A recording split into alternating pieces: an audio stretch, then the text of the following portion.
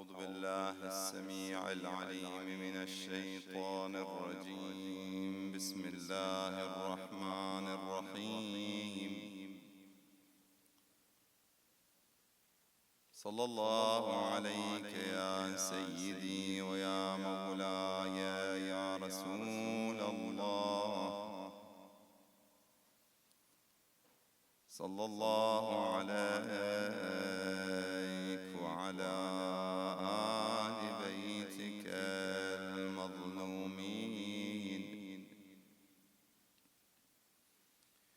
صلى الله عليك يا مولاي وابن مولاي يا أبا عبد الله، يا رحمة الله الواسعة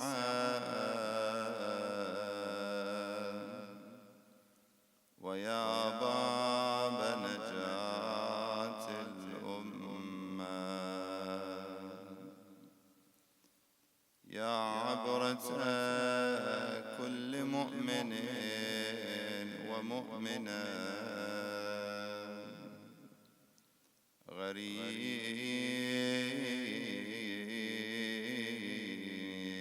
يا مظلوم كربلاء.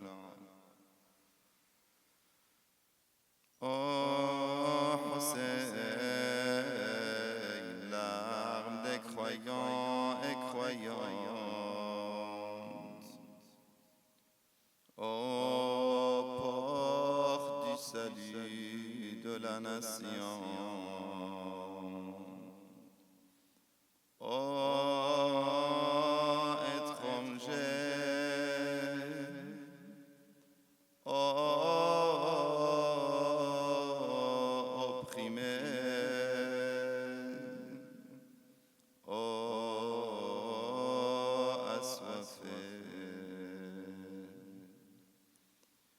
سيدي،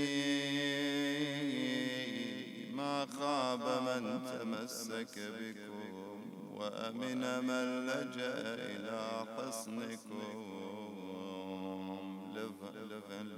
لما إن شاء الله. يا ليتنا كنا معكم يا الله، يا ليتنا كنا معكم فنفوز فوزا عظيما إن شاء الله. بسم الله الرحمن الرحيم. قل للمؤمنين يغضوا من أبصارهم ويحفظوا فروجهم،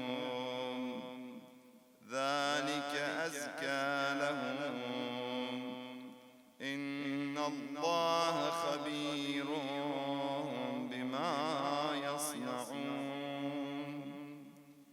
Dis aux croyants de baisser leur regard et de garder leur chasteté, c'est plus pur pour eux. Allah est certes parfaitement connaisseur de ce qu'ils font. وقل للمؤمنات يغضضن من أبصارهن ويحفظن فروجهن ولا يبدين زينتهن إلا ما ظهر منها،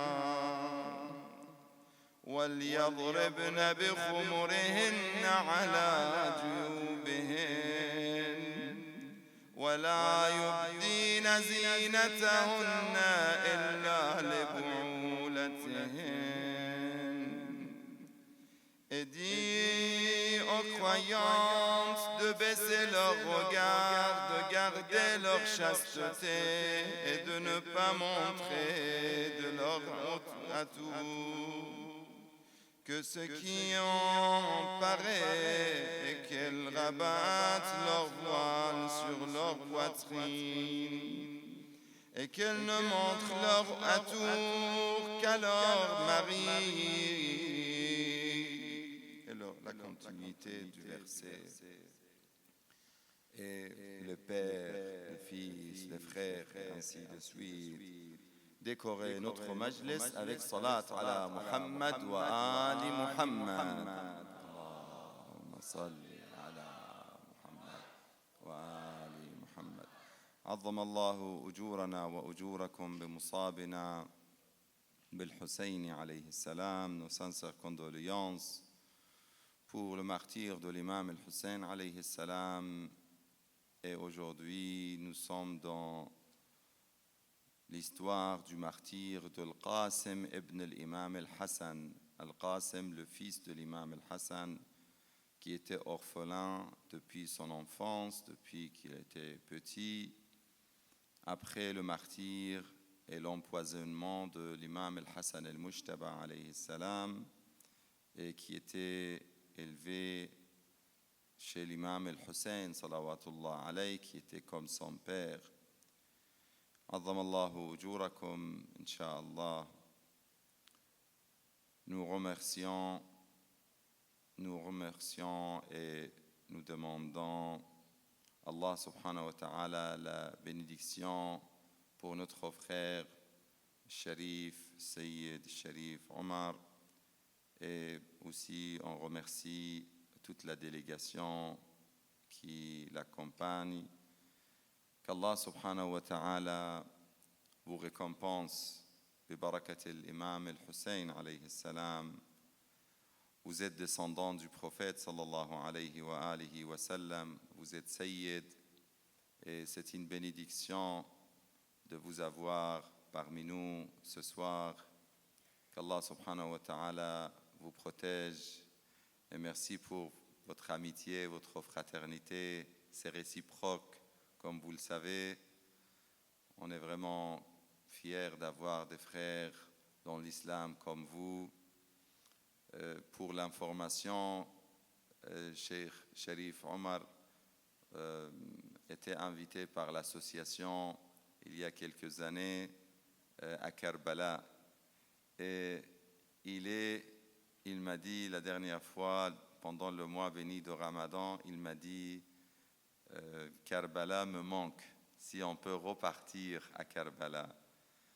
Cela, c'est le rêve de nous tous, Inch'Allah. Et Inch'Allah, qu'Allah nous donne l'occasion de repartir, et Inch'Allah repartir ensemble pour visiter le maître des martyrs, Sayyid al-Shuhada, Abi Abdullah al-Hussein, et son frère, Abul Fadl al-Abbas, salamullah alayhi, et aussi visiter les autres sanctuaires, les autres mausolées, comme le mausolée de l'imam Ali et les autres imams en Irak.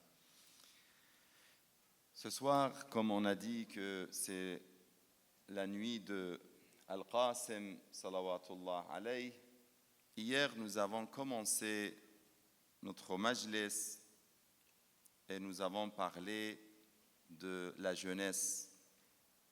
Et j'avais essayé de présenter quelques conseils à nos jeunes, à nos enfants, à nos frères, petits frères. On sait que aujourd'hui, même si on va parler dans la continuité de ça avec les jeunes, mais ça ne sera pas seulement avec les jeunes. On a dit qu'il y a 3 défis que chaque jeune peut avoir dans la vie.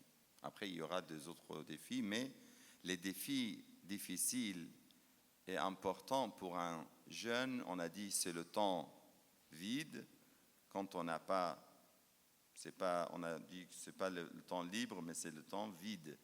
On ne doit pas laisser de temps vide dans notre vie. Deuxièmement, on a dit que c'est la fréquentation. Il faut savoir qui est notre ami, qui choisir comme ami, qui peut être dans les catégories que l'imam Zayn al-Abidin nous a montré dans la citation que j'ai évoquée hier. qui peut être notre ami, qui ne peut pas être notre ami. Ce n'est pas pour dire que nous sommes meilleurs que les autres, attention. Mais si je dois m'améliorer, je dois trouver une ambiance qui me pousse vers l'avant, vers devant, et pas qui on va dire, qui va me faire reculer la samahallah dans la vie. La deuxième chose que je dois dire ce soir, et la troisième chose, excusez-moi, c'est l'histoire des femmes. Pour les jeunes, c'est une grande difficulté, c'est un défi, c'est un vrai défi de pouvoir de trouver le moyen pour ne pas tomber dans le piège de Shaitan. Vous savez, le Shaitan, il a beaucoup de moyens. Mais parmi les moyens les plus forts de Shaitan et de Iblis, dans la citation, on a des citations du prophète et de Ahl al-Bayt alayhi salam, c'est les femmes ou les hommes. Ça veut dire le lien entre les femmes et les hommes. Et les jeunes sont plus en danger. Mais ça ne veut pas dire les citations et les versets que je viens de lire ne concernent pas seulement les jeunes garçons ou les jeunes filles. Non. Croyez-moi, nous sommes dans une société que tout le monde est concerné. Permettez-moi de le dire clairement. Tout le monde est concerné. Tout le monde est ciblé par Shaitan. Vous allez dire que, est-ce que c'est à ce point, ce risque, ce danger? Oui, c'est très dangereux. Avec la présence que, ça on a parlé les années précédentes, je ne vais pas reprendre le même sujet, les tablettes, les smartphones, les réseaux sociaux, les Facebook, Instagram, WhatsApp, tous ces moyens qui peuvent être utiles, mais souvent sont dangereux pour la société aussi, si on ne fait pas attention, si on ne contrôle pas. Ce soir, je ne vais pas rester dessus, parce qu'on avait déjà parlé de ça les années précédentes. Mais on voit qu'il y a un nouveau, on va dire, ou des nouvelles applications, ou des nouvelles choses qui peuvent être très dangereuses pour nos jeunes, c'est tout ce qui est, on va dire, jeu, communication. Je ne sais pas comment appeler ça, comme Candy Crush, comme, je ne sais pas, PopG, comme Tinder, je ne sais pas, les autres. Il y a beaucoup d'applications pour les plus jeunes, pour les plus grands, pour chaque âge, on a des applications, on va dire, pour ceux qui font ça, ils gagnent de l'argent. C'est normal. Après, je ne sais pas si le fait de parler de ça, c'est une sorte de... Je ne dois pas parler ou non, mais je le parle. Inch'Allah khair. Vous voyez? Parce que il faut faire attention que nos enfants, quand ils sont en communication avec des autres enfants qu'on ne connaît pas, surtout avec des enfants qu'on ne connaît pas. Nous, déjà, les enfants qui sont autour de nous, on connaît leurs parents, on connaît leur entourage, on connaît leur éducation. Déjà, on est en difficulté. Imaginez si on laisse ce jeune, ou des fois cet enfant, ou ce jeune, et même des fois, croyez-moi, mes frères et mes sœurs, des adultes. On voit des adultes, parce que vous savez, on a parlé le temps vide. Après, des fois, c'est ce qui est bizarre. Des fois, il n'y a pas de temps vide. La personne, il n'a même pas de temps libre. Mais quand il tombe dans ces pièges, il est prêt à perdre son boulot. Il est prêt à perdre son avenir. Il est prêt à perdre tout pour s'amuser. Vous voyez comment c'est fort? Un jeune, vous voyez qu'il ne veut plus faire des études. Pourquoi? Pour ce genre d'application, pour ce genre de jeu. Qui est le responsable? Moi et vous et nous tous.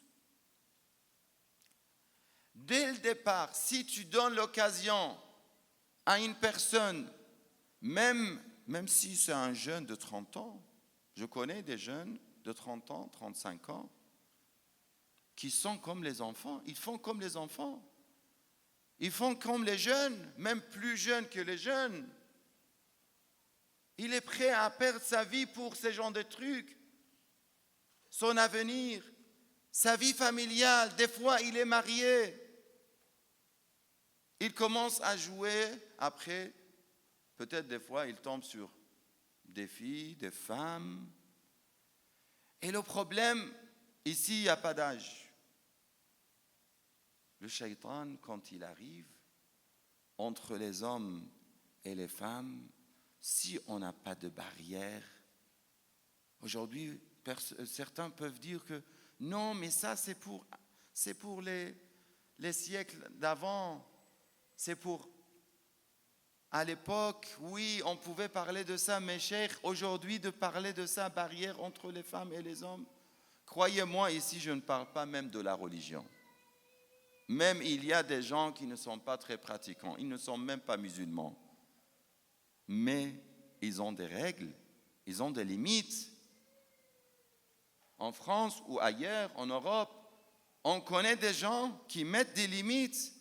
Et on voit des fois des musulmans, des chiites, des partisans de l'imam el-Hussein, ils disent non, ne parlez pas de ça, ça c'est pour les anciens, nous sommes dans le 21e siècle. Juste dans ce qui est mauvais, on prend le 21e siècle, on parle du 21e siècle. Quand on parle de bonnes choses de ce siècle, de profiter de tout ce qu'on a comme moyen pour apprendre la religion, par exemple, sur les sites, sur les, on va dire, les applications, ça, on ne fait pas attention. Et c'est normal, mes frères et mes sœurs, c'est normal. Et le shaitan, il est plus fort que... Ça veut dire que le shaitan, il est fort. Inch'Allah, il n'est pas plus fort que vous, mais il est fort. Et il a juré, il a dit, Qasam billah, wa bi'izzatika, la'ughwiyannahum ajma'in. Je vais les égarer, les dévier, tous, ajma'in, tous et toutes, illa ibadaka minhumul mukhlasin. Sauf tes serviteurs, tes adorateurs sincères. Dans les versets que je viens de citer, des fois, on voit que quand on parle de cette question de barrière, pour bien préciser et savoir quand on parle de barrière, qu'est-ce qu'on veut dire de ça? On a l'histoire de ami, mon frère, il est comme mon ami, il est comme mon frère. Ça nous a tués. C'est parmi les choses qui nous a... Parce que le début, je suis d'accord, je respecte qu'il y a des gens qu'ils ont des relations, amis, frères, sœurs, et ils sont sincères. Je ne suis pas contre, je ne suis pas en train d'accuser les gens, attention. Et on n'a pas le droit de juger les gens et dire que non, ces gens-là, ils ont de mauvaises idées. Non. Mais qui sait que Shaitan ne va pas venir dans cette histoire? Surtout, des fois, des gens mariés. Maintenant, si c'est des gens non mariés, c'est-à-dire célibataires, on va dire, bon, après, c'est pas au pire, si. Mais après, il faut savoir comment aussi se marier, c'est pas comme ça. Mais il y aura peut-être une fin de mariage, de lien, de relation, on va dire, émotionnelle. Ça, c'est moins dangereux. Mais ce qui est dangereux, c'est de voir des gens mariés, une femme mariée qui prend une personne comme amie. Et elle peut dire à son mari, oui, non, il ne faut pas être jaloux. Qu'est-ce que ça veut dire, il ne faut pas être jaloux? Oui, non, je suis en train de parler. C'est comme mon ami depuis l'enfance. On était ensemble, on parle de tout, mais de rien, de tout et de rien. Mais moi, la personne, il dit, je suis gêné, je suis ton mari. Elle n'est pas dans la conscience de cette, on va dire, difficulté ou ce danger. Je sais que la dame, peut-être, elle n'a aucune mauvaise idée derrière et mauvaise intention. Mais qui sait que Shaitan, à un moment donné, si le mari, un jour, il est énervé, il est fatigué, il vient de l'extérieur du travail et il dit des choses. Après, la femme, qu'est-ce qu'elle va faire? Elle va commencer à se plaindre devant qui? Devant son ami ou son frère. Et son ami, même s'il est très bien, il est très gentil, il est très bien, une fois, deux fois, trois fois, il peut rester dans le notre ami. Mais à un moment donné, peut-être il va avoir pitié pour elle.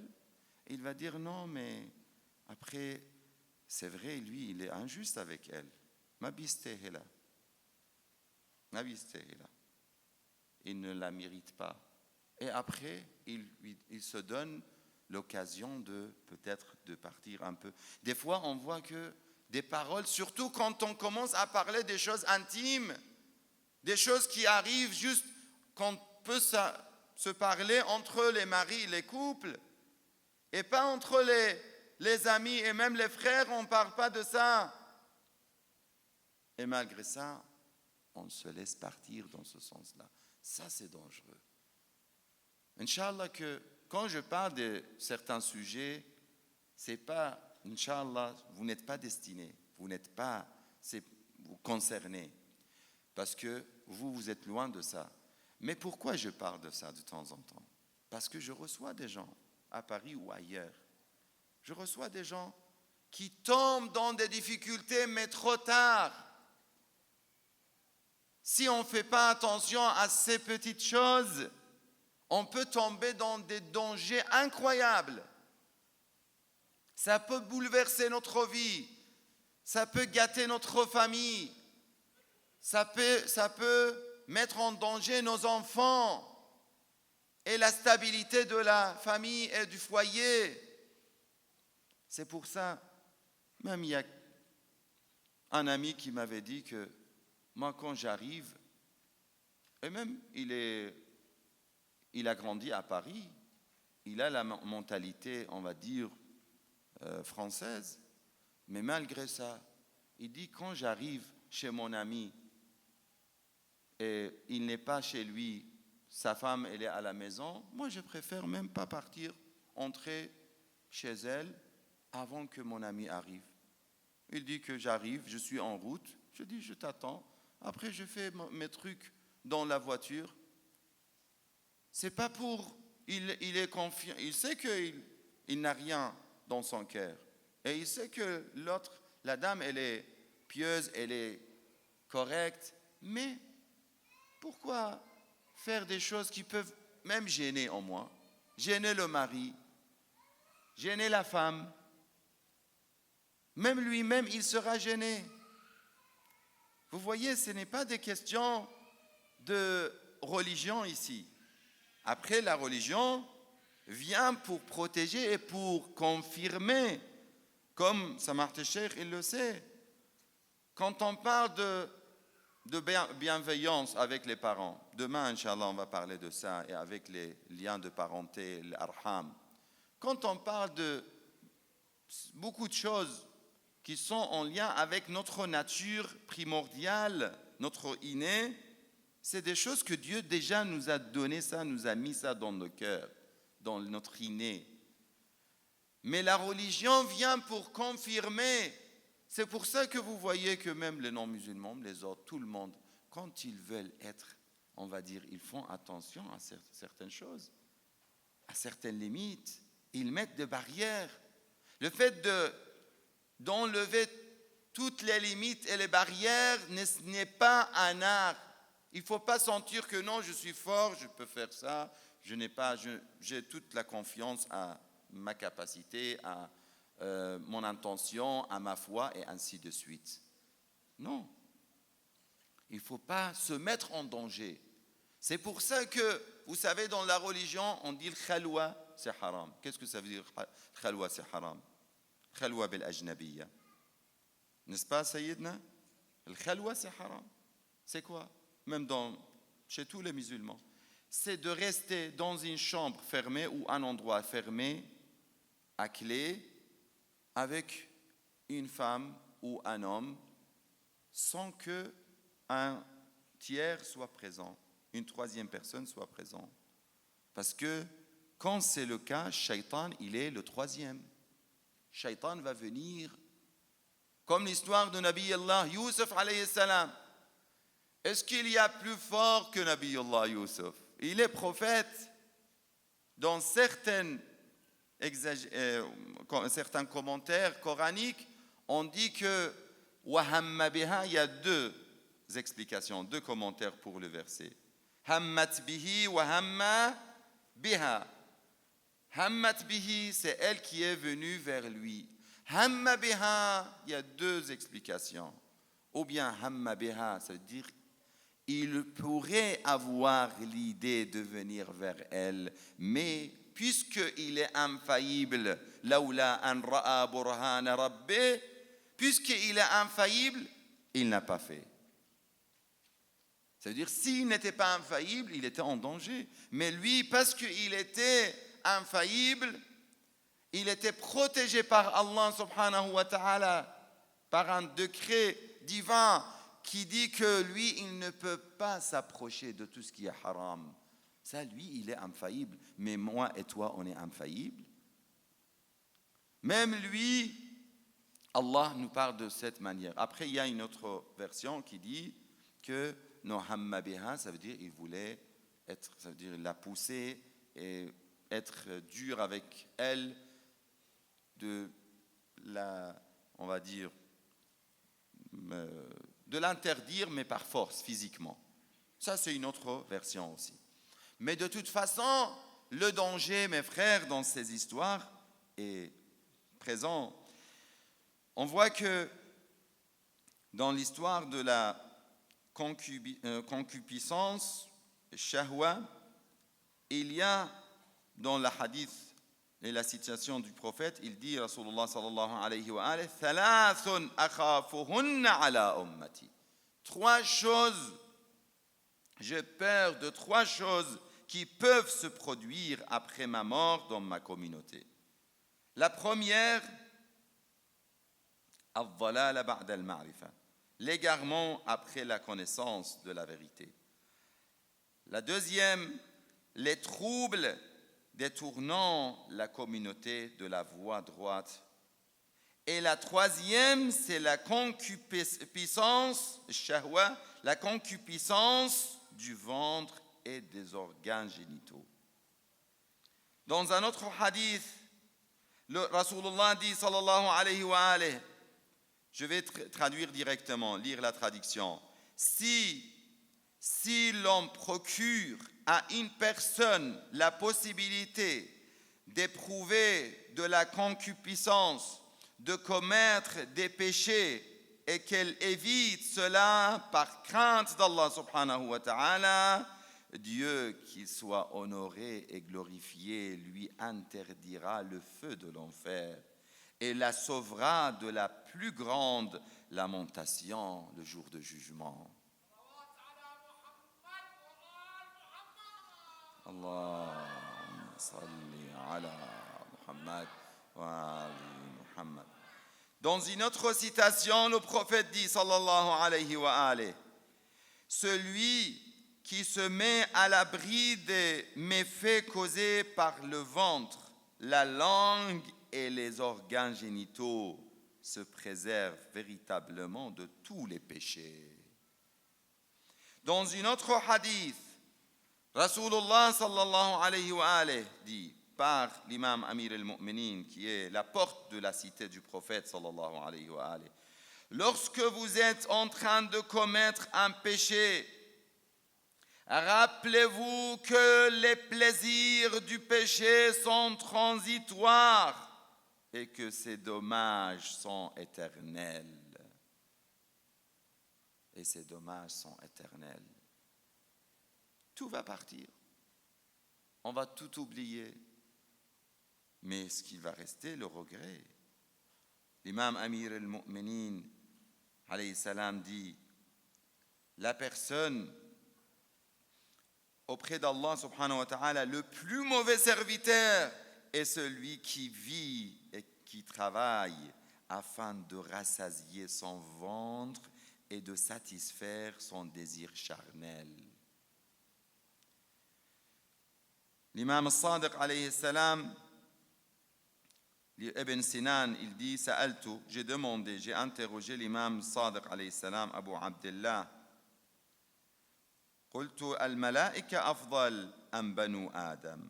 J'ai demandé à l'imam al-Sadiq, les anges sont-ils supérieurs à la descendance d'Adam ou est-ce la descendance d'Adam et de Adam alayhi salam qui est supérieure aux anges?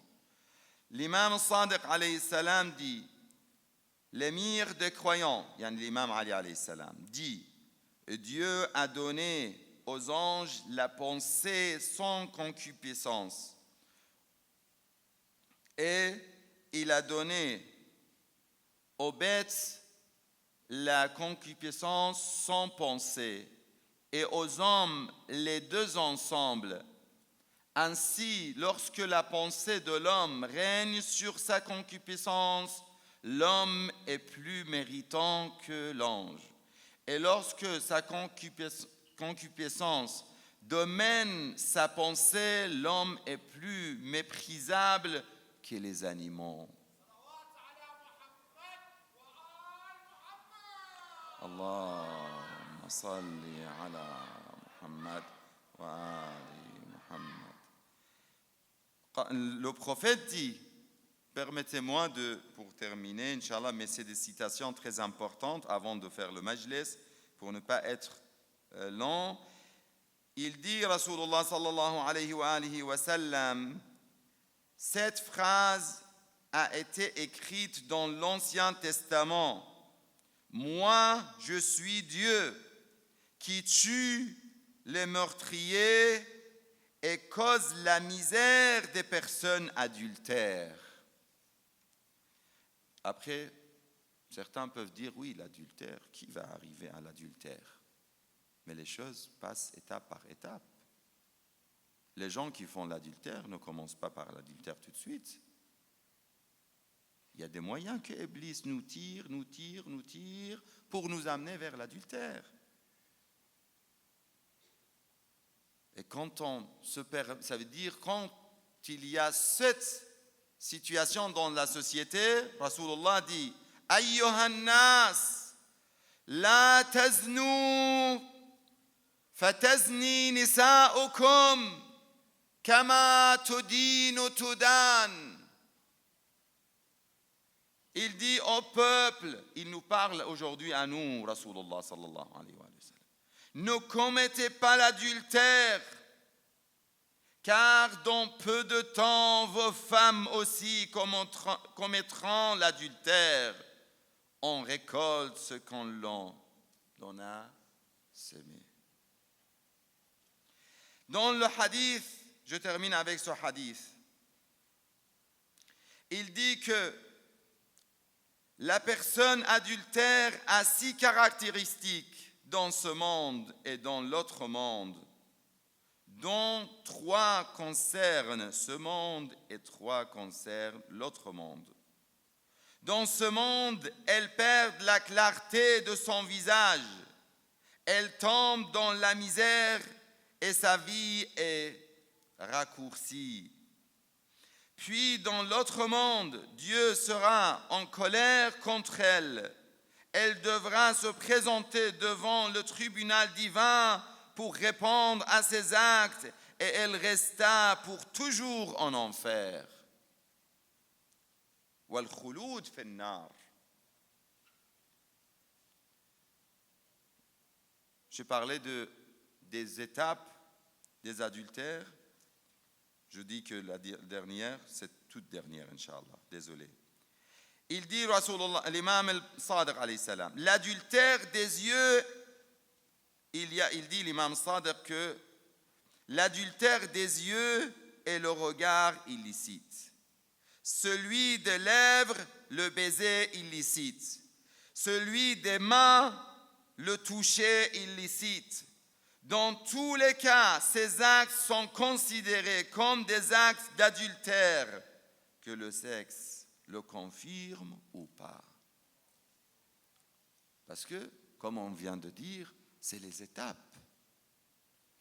Faisons attention et demandons ce soir à l'imam al-Hussein et à Al-Qasim de nous aider pour s'en sortir et pour ne pas se rapprocher de tout ce qui peut nous amener vers les pièges de Iblis et les pièges de Shaitan. Dans le hadith de l'imam al-Hussein alayhi salam, son discours avant de sortir, avant d'arriver à Karbala, écoutez bien ce hadith. Quand on voit ça, quand on voit Al-Qasim ibn al-Hassan, Al-Qasim était interrogé par l'imam al-Hussein, comment tu sens, comment tu vois la mort, mon fils Qasim? Vous connaissez la réponse. Qu'est-ce qu'il a répondu? Comment? Comme du miel, plus doux que le miel ou comme le miel. Ahla min al-asal. Pour un jeune comme Al-Qasim, la mort est plus doux ou comme le miel. Pourquoi? Parce qu'il a compris la philosophie de l'islam. Il a compris la philosophie de l'imam al-Hussein. Ici, l'imam al-Hussein, regardez, écoutez bien ces paroles, ces belles paroles de lumière. Il dit louange à Dieu, que la volonté de Dieu soit faite. Il n'y a de force qu'en Dieu, que Dieu prie sur son messager. Ô gens, la mort est suspendue au cou des fils d'Adam, comme un collier au cou des jeunes femmes. Vous voyez, celui qui aime le paradis, il voit dans la mort, dans le martyre, les colliers de jeunes femmes. Mais après, il y a des explications par rapport à ça. Il est suspendu, il est toujours là. Je suis impatient de revoir tous mes chers disparus, tout comme l'État Ya'aqoub de revoir Youssef. Il me faut m'acheminer à la rencontre de la mort qui m'a été choisie. Je vois déjà les jointures de mes os. La ilaha illallah.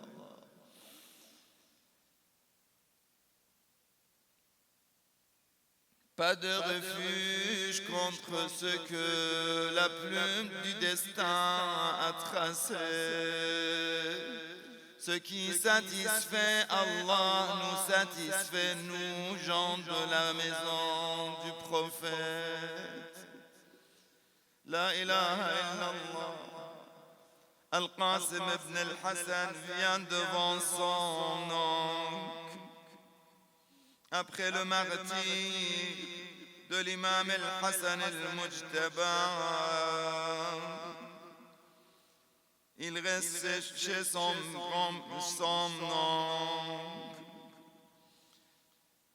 L'imam al-Hassan al-Mujtaba est tout particulièrement touché par l'injustice parmi tous les gens du manteau de la famille du prophète. Étant le fils aîné de l'imam Ali et Fatima, il a connu de plus près les malheurs et l'injustice. Rendez-vous compte que l'imam al-Hassan se trouva trahi et abandonné au point d'être contraint de renoncer à combattre Muawiyah. Sans compter qu'il fut ensuite empoisonné par sa propre épouse sur l'ordre de Muawiyah, qu'on ne laissa pas être enterré auprès de son grand-père Rasulallah sallallahu alayhi wa alihi wa sallam. Sayyida Fatima disait: pourquoi ne parlez-vous pas plus des malheurs de mon fils Al-Hassan? On va essayer ce soir, ya Fatima al-Zahra, de consoler l'imam Al-Hassan, de te consoler, de vous consoler par ce majlis de Al-Qasim, le fils de Hassan. Vous voyez comment les mu'minines, les croyants sont venus avec tristesse pour Al-Qasim, comment ils ont fait des bougies pour montrer cette tristesse, exprimer cette tristesse. Ya Fatima al-Zahra, salamullah alayki. Bien que n'étant plus de ce monde, l'imam al-Hassan participa directement au martyre de Karbala par la présence de ses enfants, 6 ou 8 fils selon les sources. Tous les martyrs, tous martyrs à l'exception d'un seul.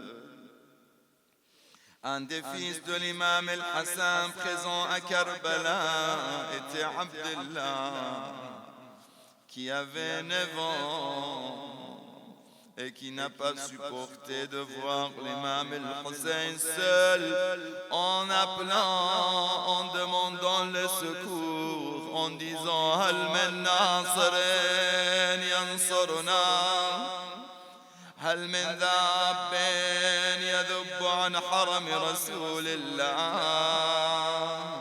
Le jeune garçon tendit son bras pour faire obstacle au coup les gens qui voulaient frapper l'imam al-Hussein. Il crie: ce garçon soudain, tu veux frapper mon oncle, mais le coup lui taillada le bras. Rahimallah man nada wa hasana wa madluma. Son bras resta suspendu, presque tranché. Abdullah s'écria: mon oncle, et tomba dans son giron. L'imam le serrant sur sa poitrine en disant: mon neveu, tiens bon, car Dieu te ramènera auprès de tes pieux parents. Harmala le maudit, parmi les maudits, tira une de ses flèches terrifiantes qui égorgèrent le jeune garçon, dans les bras de son oncle Hussein. Rahimallah man nada wa hasana wa husayna wa sayyida. Un autre fils de l'imam al-Hassan était Al-Qasim ibn al-Hassan, qui était à peine plus âgé, puisqu'il n'était encore qu'un jeune adolescent de 13 ans. Sous les yeux de sa mère Ramla, il s'avança vers son oncle l'imam al-Hussein et se tint timidement devant lui, les yeux baissés, craignant que l'imam lui refuse d'aller en combat. Silencieux, il attendait l'autorisation d'aller au combat. Allahu Akbar. L'imam, plein de tristesse et d'émotion, le regardait longuement en disant: La ya Qasim, non, waladi Qasim, mon fils Qasim. Qassem était le souvenir de son frère Hassan. Al-Qassem dit, oh mon oncle, je n'ai plus envie de rester dans cette vie après avoir vu mes cousins tués, leur corps recouvert de sang. L'imam lui dit, oh mon fils, tu as décidé de mourir. Qui ne désira, la réponse de Qassem, qui ne désira pas la mort en te voyant son défenseur, ya Ammar. أراك عمار لا ناصر لي. Mon oncle, permets-moi d'être ton soutien. C'est vrai que je suis jeune, je suis petit. L'imam lui dit, oh mon neveu, tu es le souvenir vivant de mon frère Hassan. Comment te laisser partir vers les sabres des ennemis et une mort certaine? L'imam refusa de lui donner l'autorisation d'aller au combat. Al-Qassem lui prit la main et l'embrassa longuement en insistant pour qu'il puisse aller combattre, mais l'imam refusa.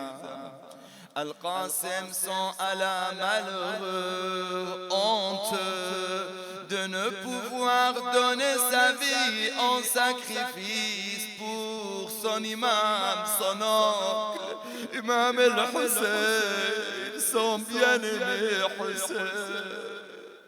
Ramla, sa mère, vit son fils sous l'attente triste et malheureux. Elle se souvint alors des paroles que son cher époux l'imam al-Hassan lui avait confiées avant son martyre. Il lui avait remis une lettre qu'elle devait remettre à son fils. Elle la sortit et l'attendit à Qassem, les mains tremblantes d'émotion.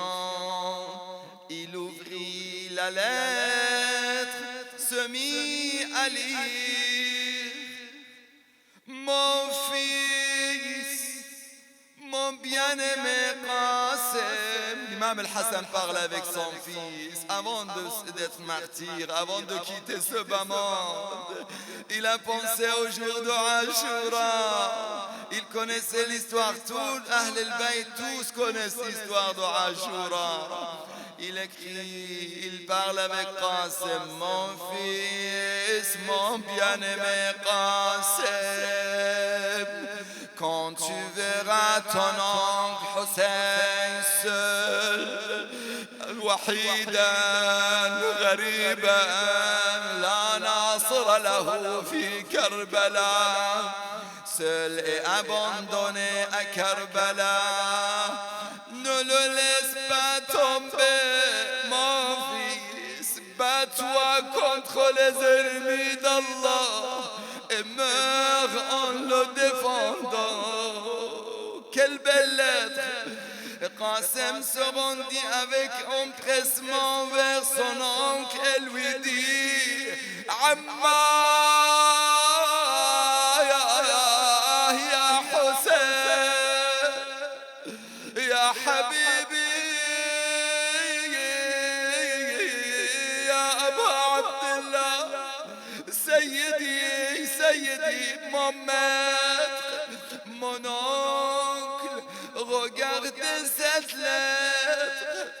L'imam prit la lettre et reconnut aussitôt l'écriture de son frère, bien-aimé l'imam al-Hassan. Il pleura en se rappelant son cher frère. Il prit le Qassem longuement dans ses bras, en pleurant, les deux pleurèrent longuement, Allahu Akbar, au point de s'écrouler au sol. Puis les femmes sont arrivées pour lui faire leurs adieux, qu'Allah leur donne la force et surtout à Ramla de supporter la séparation et la douleur de voir le jeune Qasim s'en allant plein de courage vers la mort. L'imam al-Hussein, quelle est l'histoire? Comment vous voyez l'histoire de Karbala et de Ashura? Un jeune de 13 ans, comme une lune, il vient vers les ennemis d'Allah. L'imam al-Hussein il habilla son neveu d'un linceul et lui mit le turban de son frère al-Hassan.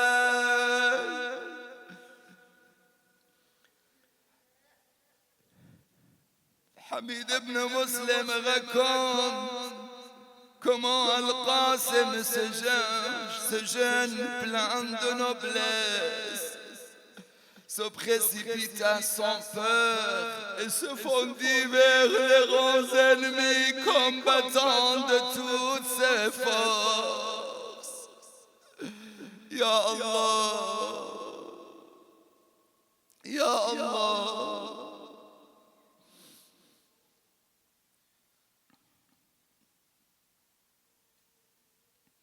لا حول ولا قوة إلا بالله لا حول ولا قوة إلا بالله. Il dit, il récitait cette poésie. إن تنكروني فأنا نجل الحسن صبط النبي المرتضى صبط النبي المجتبى والمؤتمن. لا إله إلا الله لا إله إلا الله.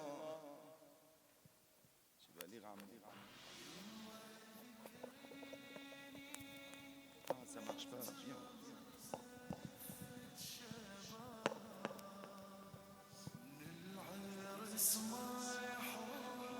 أميري حسين ونعم الأمير سرور فؤاد البشير النظير علي وفاطمة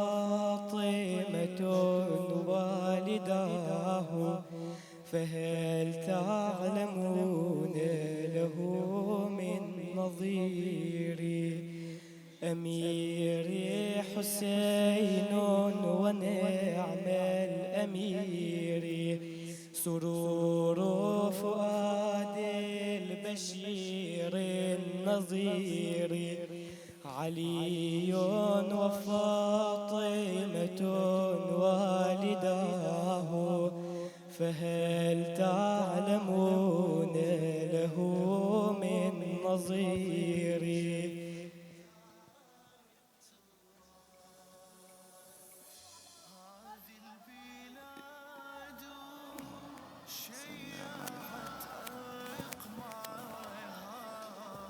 Il récitait cette poésie, puis il dit si vous m'ignorez, sachez que je suis le fils de Hassan, petit-fils d'Al-Mustafa le prophète. Il avançait et combattait avec courage, transperçant les rangs ennemis, puis se dégagea un instant et retourna encore au combat. Al-Asdi s'apprêtait à le frapper quand un soldat lui dit qu'as-tu à faire de ce jeune homme? Les autres ne te suffisent donc pas. Il répondit non, je le frapperai et lui couperai la tête. Ainsi des soldats pointèrent leur lance sur Al-Qasim. Al-Azdi se précipita sur lui et le frappa de son sabre. Rahim Allah man nada wa Hasana wa Qasima wa Sayyida wa Habiba. Comme vous aimez l'imam al-Hassan, l'imam al-Hassan est touché et brisé ce soir. Appelez l'imam al-Hassan, consolez l'imam al-Hassan en disant Wa Qasima. Consolez l'imam al-Hussein en appelant l'imam al-Hussein et disant Wa Husseina. Ainsi des soldats, Al-Qasim cria Ya Amma, oh mon oncle, adrekni, viens à mon secours. L'imam a couru vers lui comme un lion en colère. Le jeune Qasim gisant à terre, en le voyant souffrant, tremblant de ses membres, il lui dit Ils t'ont tué, mon bien-aimé Qasim.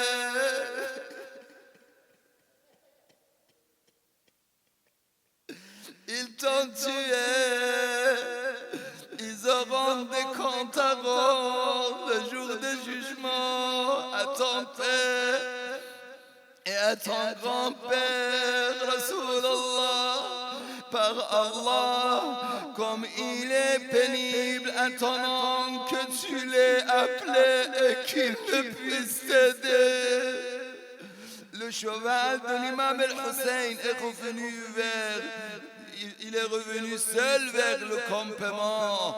Les femmes étaient étonnées et se demandèrent où est l'imam al-Hussein.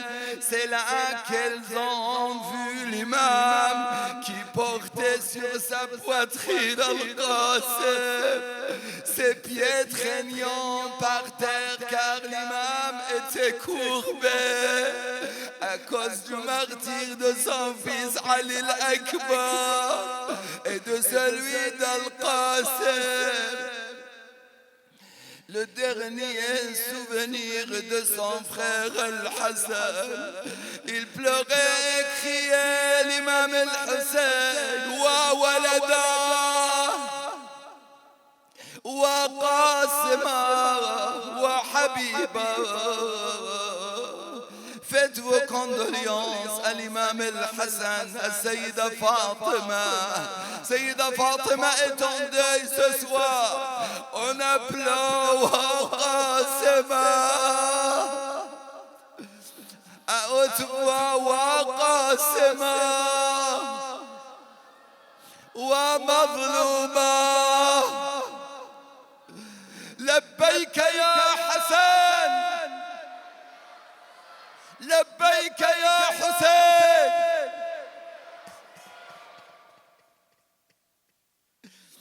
Il est allé à la tente Ali al-Akbar et posa Qasim à côté de lui.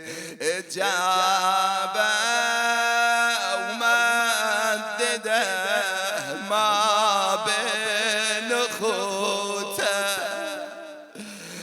جابه ومدده ما بين خوته وعدهم يا ويلي وهم موته.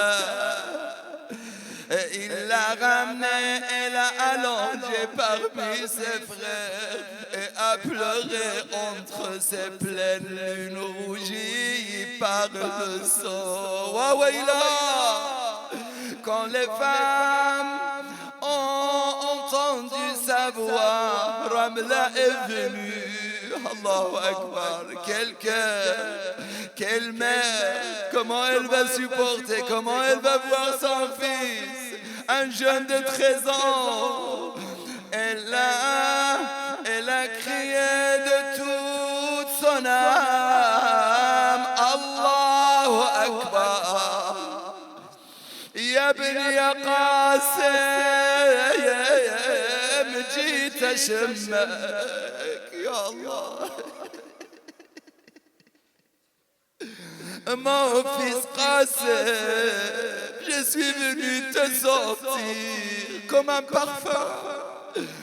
يا ابني يا قاسم جيت اشمك وبدمعي غسل جروح جسمك. Elle avait ton corps recouvert de sang avec mes larmes.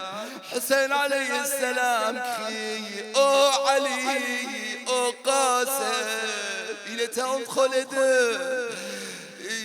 Une fois il regarde Ali al-Akbar, comment il était coupé en morceaux. Il voit la ligne de l'imam al-Hassan al-Qasim, l'orphelin. Que dire alors de l'état de Ramla, la mère de Qasim? Elle attendait hors de la tente avec Layla, la mère de Ali al-Akbar. Les deux mères, elles se regardent, elles pleurent. Zainab en larmes dit, mon frère Hussein, Akhia Hussein, les mères des martyrs attendent de voir leur fils. Elles n'osent pas entrer en ta présence pour pleurer leurs enfants. L'imam al-Hussein dit, écoutez bien qu'est-ce qu'il dit. Il dit, demande-leur d'entrer, car la tragédie est la plus grande. L'imam, les femmes se jetèrent sur les corps des martyrs en pleurant. Ramla cria, Waladi Qasim. Et Layla cria, Waladi Akbar. Yomma ذكريني من تمر زفت شباب. La montée ce soir avec Sayyida Fatima Zahra. La montée avec l'imam al-Hassan le Mazloum, l'imam al-Hassan. Yomma ذكريني من تمر زفت شباب. بالعرس محروم حنتي دم المصاب. شمعة شبابي من يطفوها حنتي دمي والكفن ثار التراب. يما ذكريني من تمر زفت شباب. Chère pense à moi quand défile de jeunes mariés. Je ne peux les rallier et le sang est mon aîné. La chandelle de mon âge qui donc l'éteindra. يما ذكريني. بسم الله الرحمن الرحيم. أما أن يجيب المضطر إذا دعاه ويكشف السوء. Tout le monde levez les mains. أما أن يجيب ويكشف السوء أما يجيبون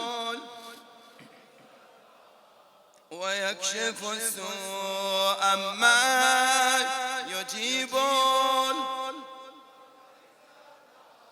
ويكشف السوء أما يجيبون ويكشف السوء إلهي يا مجيب المضطر يا الله يا كاشف السوء يا الله إلهي يا حميد بحق محمد يا عالي بحق علي يا فاطر بحق فاطمة يا محسن بحق الحسن يا قديم الإحسان بحق الحسين بحق الحسين وبالتسعة المعصومين من ذرية الحسين وبصاحب الزمان ديفوات وصمصام يا الله يا الله ما شاء الله يا الله يا الله يا الله يا الله يا الله إن شاء الله لبيزيد الإمام الحسن يا الله يا رحمن يا رحيم وشفاعة الحسن إلهي اللهم وفقنا لمراضيك اللهم جنبنا معاصيك اللهم شاف مرضانا يغين ملاد يا الله خوتجنو نفمي يا الله pardonne-nous péchés ya Allah pardonne-nous péchés ya Allah Allah guéris-nous et nos malades ya Allah guéris nos malades ya Allah il y a des malades qui vous demandent le dua il ne faut pas les oublier Allahumma ahfaz hadha al-balad mon Seigneur protège et bénis la Côte d'Ivoire ya Allah pardonne les péchés de nos défunts irham amwatana sois miséricordieux avec eux ya Allah عجل لوليك الفرج اللهم كن لوليك